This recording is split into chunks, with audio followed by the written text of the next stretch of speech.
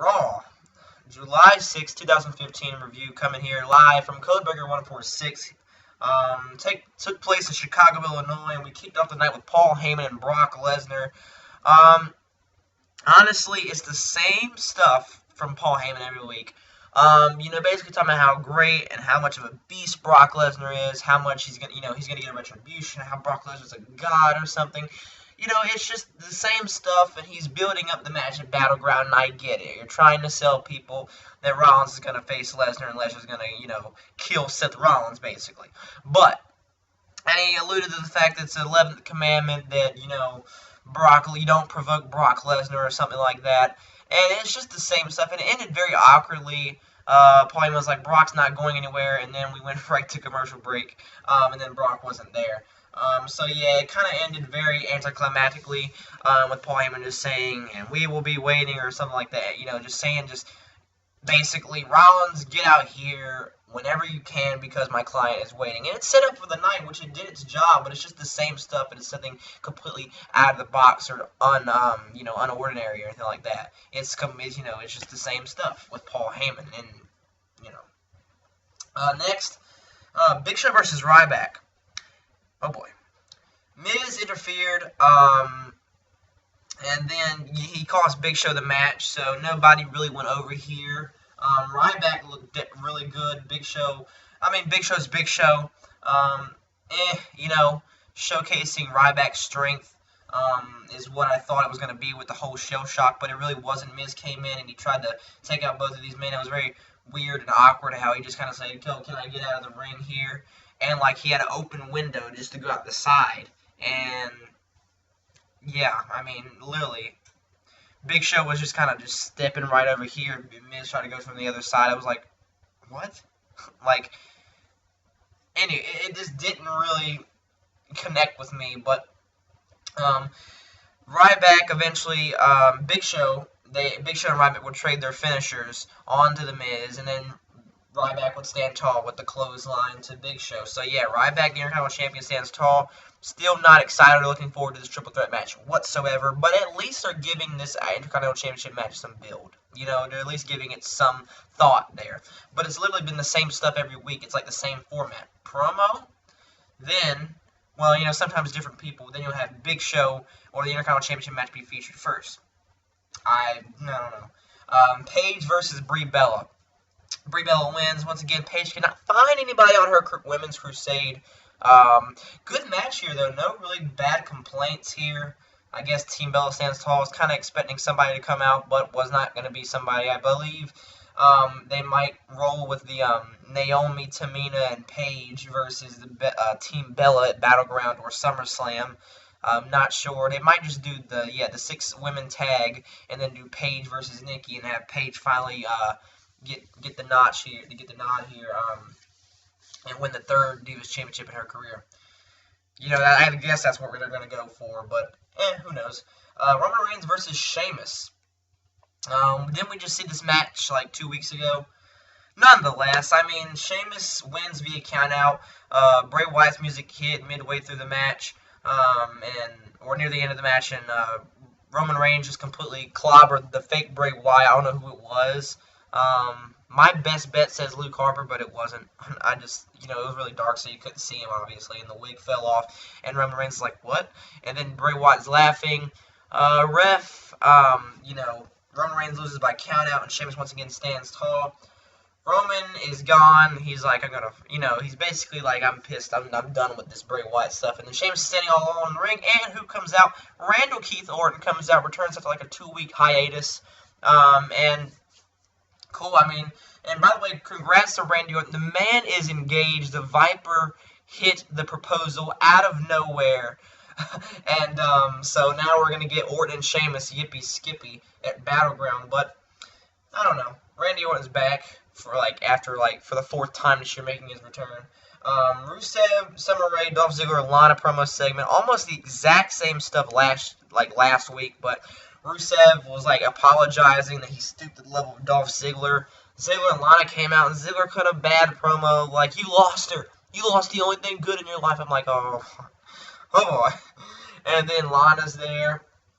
Rusev attacks Ziggler. I mean, he destroyed Ziggler, took the crutch, put it against his neck, and then just slammed him down. I thought that was brutal. I thought that was vicious. Rusev took the cast off, kicked him with it. So Rusev is fine. He's healthy. It's probably going to be Rusev versus Ziggler at Battleground, and then Rusev and the mixed tag, Rusev and Summer Rae versus Ziggler and Lana. And also Summer Rae attacked Lana at the end of the match, or at the end of the segment, and then Ziggler got carted out on the stretcher. So there you go, good build. It was lacking physicality, and finally we got some physicality here. And thank God that Rusev is healed now. So there you go. Dean Ambrose versus Bo Dallas. You know WWE has no idea what to do with Dean Ambrose when they start booking him in squash matches. Okay, they did this like after Extreme Rules, before he got, his #1 contenders match and was involved in the Fatal 4-Way at Payback and started getting in Seth Rollins' business with the WWE Championship. He was facing guys like Adam Rose on a weekly basis of Raw, so WWE has nothing involved for Dean Ambrose at this current moment. So he faced Bo Dallas. And I just want to say this right now, this is very unpopular, but Dean Ambrose is very limited in the ring.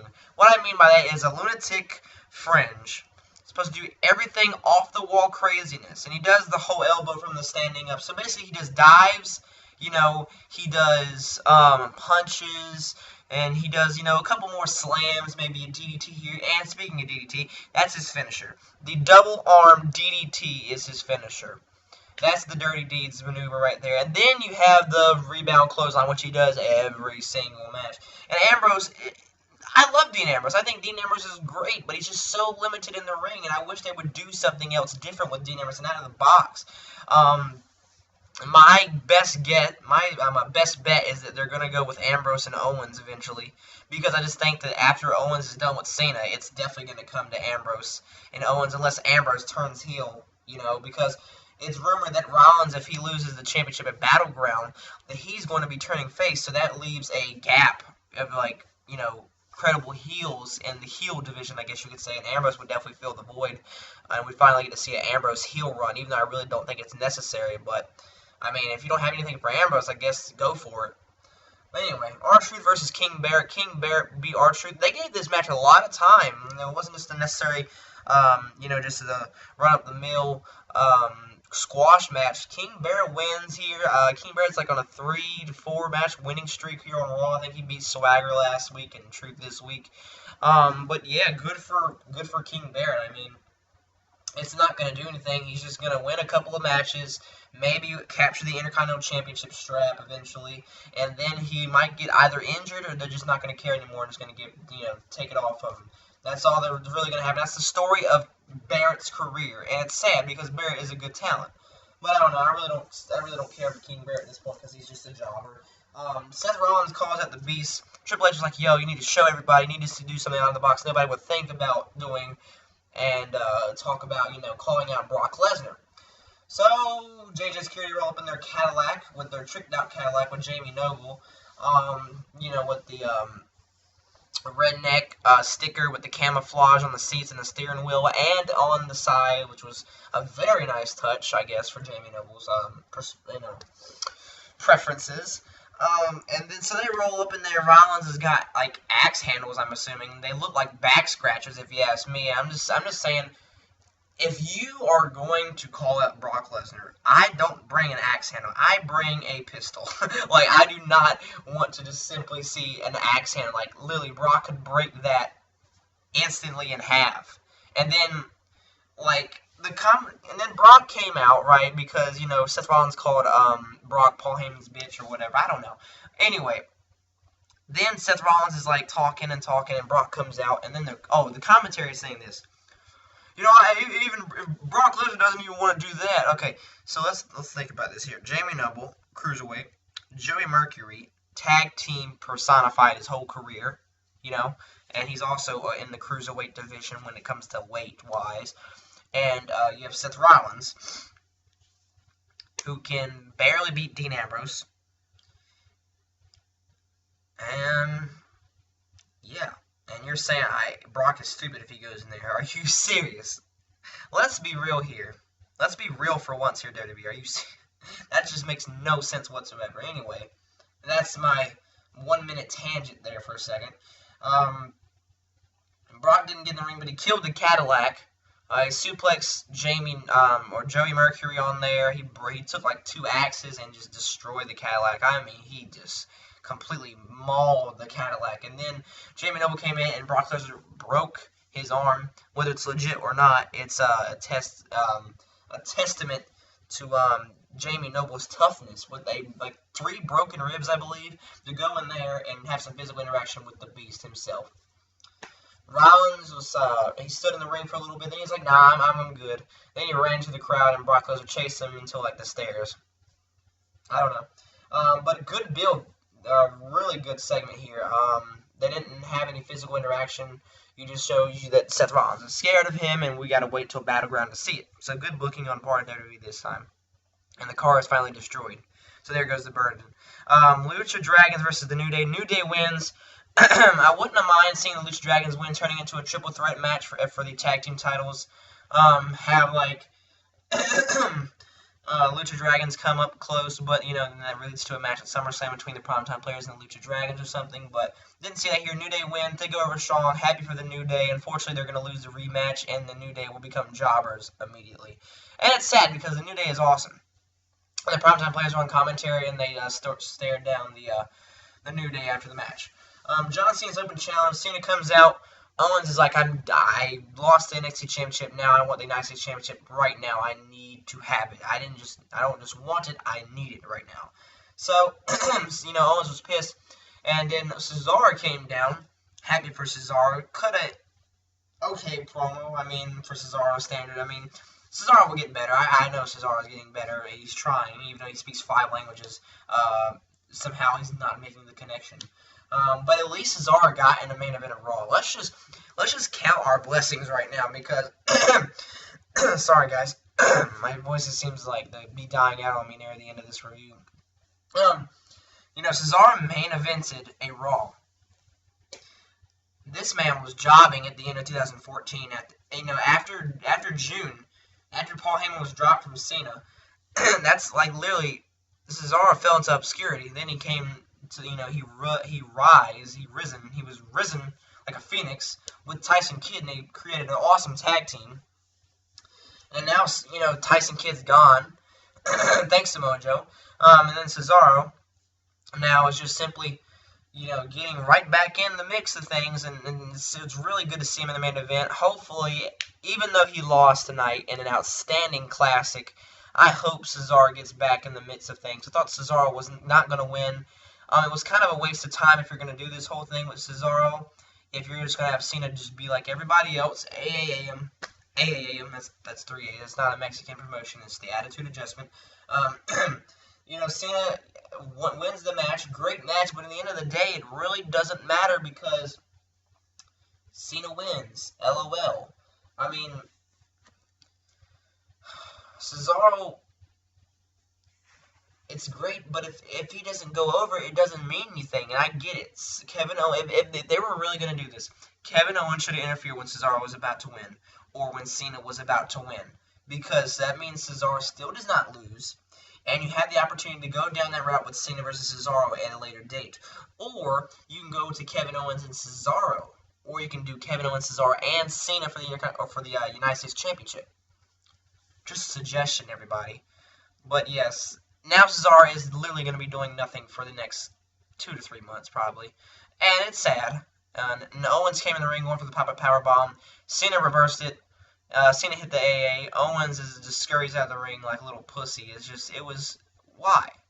You're building up Owens to be this badass heel who's not really scared of anything. He'll fight anyone and everyone, and he doesn't care what people think about him. He just does it because he wants to, and because he can. And you made him run out of the ring after an AA. I get it. Owens cannot stand tall every single week, but come on, man. Come on. Everybody is the exact same. Owens is the same as Bray Wyatt, Cesaro, Barrett, Ryback. He's the same as every single person if he doesn't win at Battleground. And if he looks the exact same way at the end of every show with Cena standing tall. It's the exact same thing. Everybody's the exact same. We'll see, ladies and gentlemen. My thoughts on Raw. It was going It took a huge nosedive um, after the first segment. It took a huge nosedive, and it barely recovered. But the last hour of Raw was really good. Rollins and Lesnar's interaction was great. The Lucha Dragons and the New Day was really good. The Owens and Cesaro. I mean, Cena's Open Challenge. I got Owens and Open mixed up. Cena and Cesaro, that was really good as well. So I'd say Raw is average, like it is every single week, and it was bad at the beginning, and a lot of people probably tuned out. So, I mean, a lot of people probably didn't even watch the third hour of Raw, and it's sad because that was the best hour of the show, if you ask me. Anyways, guys, comment your thoughts down below on Raw. I appreciate you tuning in here tonight and seeing what I had to say.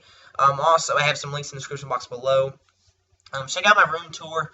I posted a really cool room tour of this. You don't just see the wall, you see everything around it. And then I got ECW Reign, Week 9. I had that link in the description box below. Check that out, Trampoline Wrestling. Stuff like that. Comment down below what you thought, what you want to think. I guess think about wrestling. I don't know. Thank you for tuning in. Got the Macho Man shirt, and peace.